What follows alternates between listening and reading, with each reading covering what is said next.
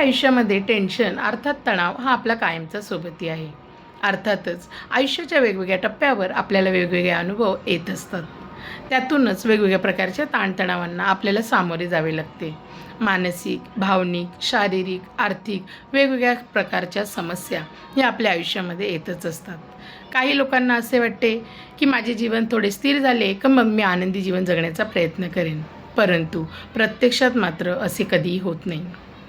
कारण की बदल हा निसर्गाचा नियम आहे. आपल्या आयुष्यामध्ये अशाच प्रकारचे बदल होत असतात. सुखामागे दुःख, दुःखामागे सुख हे लपलेलंच असतं. त्यामुळे कधीही आपण टेन्शनपासून पूर्णपणे पळू शकत नाही किंवा त्याला पूर्णपणे टाळू शकत नाही.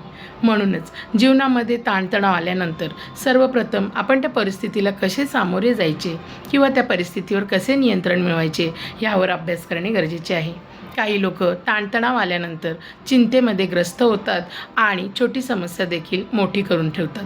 त्यामुळेच आयुष्यामध्ये ताणतणाव आल्यावर तो ताणतणाव दूर करण्यासाठी कसा प्रयत्न करायचा, त्यावर नियंत्रण कसे मिळवायचे यावर आपण मार्ग शोधला पाहिजे. आणि त्यासाठी सर्वप्रथम आपण त्या परिस्थितीचा विचार केला पाहिजे आणि त्या परिस्थितीमध्ये शांत राहिले पाहिजे.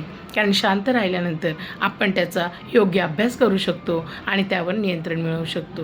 आणि म्हणूनच टेन्शन हे पूर्णपणे कधीच टाळता येत नाही, तर त्यावर फक्त मात करता येते. आणि ती मात करण्यासाठी नकारात्मक विचार न करता सकारात्मकतेने विचार करून, पॉझिटिव्ह विचार करून आपण त्या गोष्टीला पूर्णपणे नियंत्रित करू शकतो.